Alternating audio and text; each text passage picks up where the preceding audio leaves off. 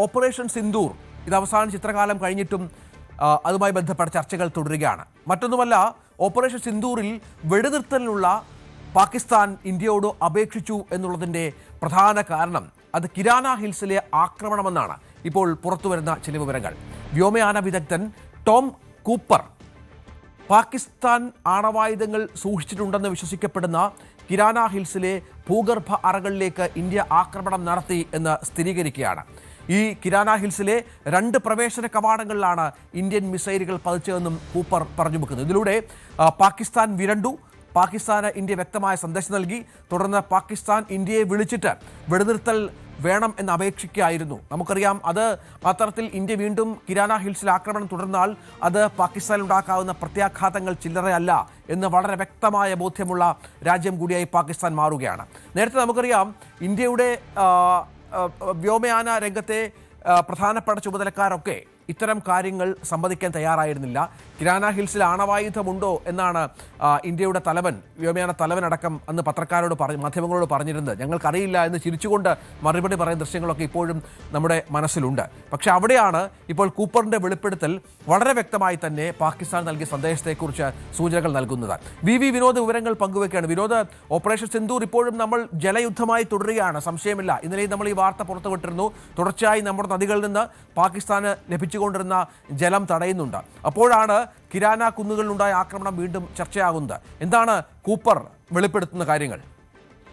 രഞ്ജിത്ത്, പാകിസ്ഥാനെ സംബന്ധിച്ച് വളരെ തന്ത്രപ്രധാനമായ സ്ഥലമാണ് കിരാന ഹിൽസ്. കാരണം അവരുടെ ആണവ കേന്ദ്രം സ്ഥിതി ചെയ്യുന്നത്, പ്രധാനപ്പെട്ട ആണവ കേന്ദ്രം സ്ഥിതി ചെയ്യുന്നത് കിരാന ഹിൽസിലാണ്. അവിടെ ഇന്ത്യയുടെ ആക്രമണം ഉണ്ടായി എന്ന വളരെ സുപ്രധാനമായ ഒരു കാര്യമാണ് ടോം കൂപ്പറുടെ ഭാഗത്ത് നിന്ന് വെളിപ്പെടുത്തലായി ഉണ്ടായിരിക്കുന്നത്. ഇന്ത്യൻ മാധ്യമത്തിന് നൽകിയ അഭിമുഖത്തിലാണ് അദ്ദേഹം, ഈ വ്യോമയാന വിദഗ്ധനായ ടോം കൂപ്പർ, ഇങ്ങനെ ഒരു കാര്യം വിശദീകരിക്കുന്നത്. പക്ഷേ ഇന്ത്യയോ അല്ല കേന്ദ്ര സർക്കാരോ പ്രതിരോധ മന്ത്രാലയമോ ആ തരത്തിൽ സൈന്യത്തിൻ്റെ ഭാഗത്തു നിന്നോ ഇതുവരെ അങ്ങനെ ഒരു സ്ഥിരീകരണം ഉണ്ടായിട്ടില്ല. പക്ഷേ ആക്രമണം ഉണ്ടായി എന്നത് വളരെ കൃത്യമായി പറയുന്നു. ചില ദൃശ്യങ്ങൾ കൂടി അദ്ദേഹം ഇതിനെ അടിസ്ഥാനമായി പറയുന്നുണ്ട്.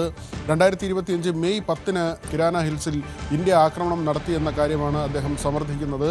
മാത്രമല്ല, ഈ ദൃശ്യങ്ങൾ കാണുമ്പോൾ അത് വ്യക്തമാണ്. ആദ്യം അവിടുത്തെ റഡാർ സ്റ്റേഷനിലാണ് ആക്രമണം നടത്തുന്നത്. അവിടെ നിന്ന് പുകച്ചുരുളുകൾ ഉയരുന്നത് ദൃശ്യങ്ങളിൽ വ്യക്തമാണ്. അതിനുശേഷം ഈ ആണവ കേന്ദ്രത്തിൻ്റെ 2 കവാടങ്ങൾ, പ്രധാനപ്പെട്ട 2 കവാടങ്ങളിൽ ഇന്ത്യൻ മിസൈലുകൾ പതിച്ചു. ഇതിൻ്റെ ദൃശ്യങ്ങൾ ആ നാട്ടുകാർ തന്നെ ചിത്രീകരിക്കുകയും ചെയ്തു. പിന്നീട് നാട്ടുകാരാണ് മാധ്യമങ്ങൾക്ക് ഈ ദൃശ്യങ്ങൾ നൽകുകയും അങ്ങനെ ഈ ദൃശ്യങ്ങൾ പുറത്താവുകയും ചെയ്യുന്നത്. ഈ ദൃശ്യങ്ങൾ കിരാന ഹിൽസിൽ ഇന്ത്യയുടെ ആക്രമണമായി സംഭവിച്ചതല്ല, അല്ലെങ്കിൽ അതിൻ്റെ ദൃശ്യങ്ങളല്ല, മറിച്ച് 2015 യമനിൽ നടന്ന ഒരു സംഭവമാണ്. യമനിലെ സനയിൽ നടന്ന ആക്രമണത്തിൻ്റെ ദൃശ്യങ്ങളാണ് എന്ന തരത്തിൽ മറ്റൊരു വ്യാഖ്യാനവും പുറത്തു വന്നു. പക്ഷേ കൃത്യമായി പാകിസ്ഥാൻ ഓപ്പറേഷൻ സിന്ദൂർ അവസാനിപ്പിക്കണമെന്ന് ഇന്ത്യയോട് അഭ്യർത്ഥിച്ചതിന് കാരണമായത് ഈ ഒരു ആക്രമണമാണ്. കാരണം ഇതിൻ്റെ ഒരു അപകടം പാകിസ്ഥാൻ തിരിച്ചറിഞ്ഞു എന്ന് തന്നെയാണ് ഇപ്പോൾ ടോം കൂപ്പർ ഇതിൽ കൃത്യമായി പറയുന്നത്.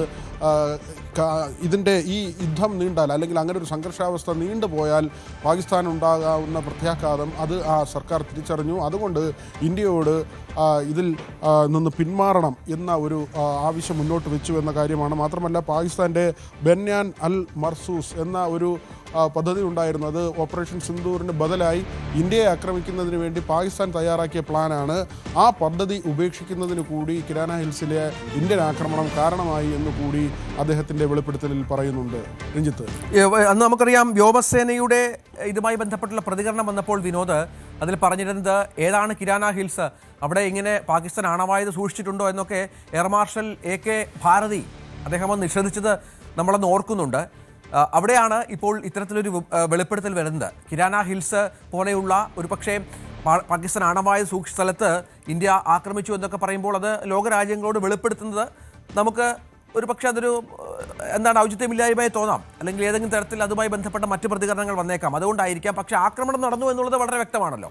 തീർച്ചയായും രഞ്ജിത്ത് സൂചിപ്പിച്ചത് തന്നെ ആദ്യം നമുക്ക് പറയാം. AK ഭാരതിയുടെ അന്നത്തെ ഒരു പ്രതികരണം, അന്ന് മാധ്യമപ്രവർത്തകർ ഓപ്പറേഷൻ സിന്ദൂർ കഴിഞ്ഞപ്പോൾ തന്നെ കിരാന ഹിൽസിൻ്റെ കാര്യം ചോദിച്ചിരുന്നു. അവിടെ ആക്രമണം നടന്നു എന്നത് സ്ഥിരീകരിക്കാത്ത വിവരങ്ങളായി ആദ്യഘട്ടത്തിൽ തന്നെ പുറത്തു വന്നതാണ്. ഈ കാര്യം ചോദിക്കുമ്പോൾ AK ഭാരതിയുടെ പ്രതികരണം ഒരു ചെറു പുഞ്ചിരി മാത്രമായിരുന്നു. അദ്ദേഹം പറഞ്ഞത് പാകിസ്ഥാനിൽ ആണവ കേന്ദ്രങ്ങളുണ്ടോ അങ്ങനെ ഒരു കാര്യം അറിയിച്ചതിന് നന്ദി എന്ന തരത്തിലൊരു പുഞ്ചിരിയോടുകൂടിയാണ് അദ്ദേഹം മറുപടി പറഞ്ഞത്. ആ സമയം മുതൽ തന്നെ ഇന്ത്യ ആക്രമണം നടത്തി എന്ന കാര്യത്തിന് ഒരു സ്ഥിരീകരണമുണ്ടായിരുന്നു, പറയാതെ പറയുകയായിരുന്നു. പക്ഷേ ആണവ കേന്ദ്രം ആക്രമിക്കുമ്പോൾ അത് ലോകരാജ്യങ്ങൾക്കിടയിൽ മറ്റേത് തരത്തിൽ ചർച്ചയാകും എന്നത് അടക്കമുള്ള വിഷയങ്ങളുണ്ട്. നയതന്ത്ര തലത്തിൽ എങ്ങനെയൊക്കെയാകും പിന്നീട് ആ ചർച്ച വഴിമാറുക എന്നതൊക്കെ തന്നെ വളരെ ശ്രദ്ധയോടുകൂടി കണ്ടുകൊണ്ട് മാത്രമേ ഇന്ത്യക്കൊരു പ്രതികരണം അതിൽ ഔദ്യോഗികമായി നടത്താൻ കഴിയൂ എന്ന കാര്യം വ്യക്തമാണ്. അതുകൊണ്ട് തന്നെയാകണം രാജ്യം ഇതുവരെ അതൊരു ഔദ്യോഗിക അറിയിപ്പായി പുറത്തുവിടാത്തത്. പക്ഷേ കാര്യങ്ങൾ വളരെ വ്യക്തമാണ്. ഇപ്പോൾ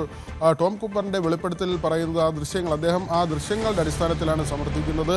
റഡാർ കേന്ദ്രത്തിൽ ആദ്യം ആക്രമണം ഉണ്ടായിരുന്നു, അങ്ങനെ അവിടുത്തെ പ്രതിരോധ സംവിധാനങ്ങളെ ആക്രമിച്ചുകൊണ്ട് തുറന്ന യുദ്ധത്തിലേക്ക് ഇന്ത്യ നീങ്ങി എന്നത് തന്നെയാണ്. മാത്രമല്ല ആണവ കേന്ദ്രത്തിൻ്റെ 2 പ്രധാന കവാടങ്ങൾ ആ ഒരു തിരിച്ചടി ഇന്ത്യ ഓപ്പറേഷൻ സിന്ദൂറിൻ്റെ ഭാഗമായി തുടർന്നെങ്കിൽ പാകിസ്ഥാൻ്റെ നില വളരെ പരിങ്ങലിലാകുമായിരുന്നു. പാകിസ്ഥാൻ ഇന്ന് കാണുന്ന നിലയിലായിരിക്കില്ലായിരുന്നു എന്നതൊക്കെ തന്നെയാണ് അദ്ദേഹം പറഞ്ഞു വെക്കുന്നത്. അത് നമുക്കും അറിയാവുന്നതാണ്. ഓപ്പറേഷൻ സിന്ദൂർ ഏറ്റവും ഒടുവിൽ അവസാനിപ്പിക്കുന്നതിന് വേണ്ടി പാകിസ്ഥാൻ്റെ ഭാഗത്ത് നിന്ന് പല വഴികളിലൂടെയുള്ള സമ്മർദ്ദങ്ങൾ, അമേരിക്കയുടെ ഇടപെടൽ പോലും പാകിസ്ഥാൻ അഭ്യർത്ഥിച്ചുകൊണ്ട് ഇന്ത്യക്ക് മേൽ അങ്ങനെ ഒരു ആവശ്യം കൊണ്ടുവരാൻ വേണ്ടിയുള്ള നീക്കങ്ങളൊക്കെ തന്നെ പാകിസ്ഥാൻ നടത്തി. അവിടെയാണ് ഇന്ത്യയുടെ ജലയുദ്ധം. ഇതുവരെ പാകിസ്ഥാൻ ഇങ്ങനെ തീവ്രവാദികളെ വളർത്തിക്കൊണ്ട് അല്ലെങ്കിൽ വിധ്വംസക പ്രവർത്തനത്തിന് വളമിട്ടുകൊണ്ട് പലപ്പോഴും പാകിസ്ഥാൻ്റെ ഭാഗത്ത് നടപടി ഉണ്ടാകുമ്പോൾ ഇന്ത്യ തിരിച്ചടിക്കുമായിരുന്നു. അങ്ങനെ അത് പിന്നീട് ചർച്ചകളിലൂടെ പരിഹരിക്കുന്ന ഒരു നിലയുണ്ടായിരുന്നു. പക്ഷേ ഇത്തവണ അത് അവിടം കൊണ്ട് അവസാനിച്ചില്ല.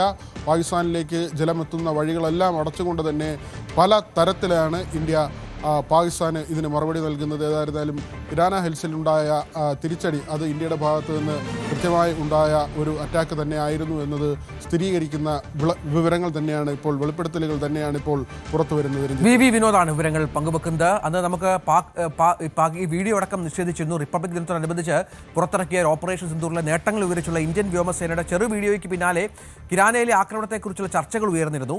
കിരാന ഹിൽസ് മേഖലയ്ക്ക് സർഗോദ വിമാനത്താവളം ഇന്ത്യ ആക്രമിക്കുന്ന ദൃശ്യങ്ങൾ വീഡിയോയിലുണ്ട്.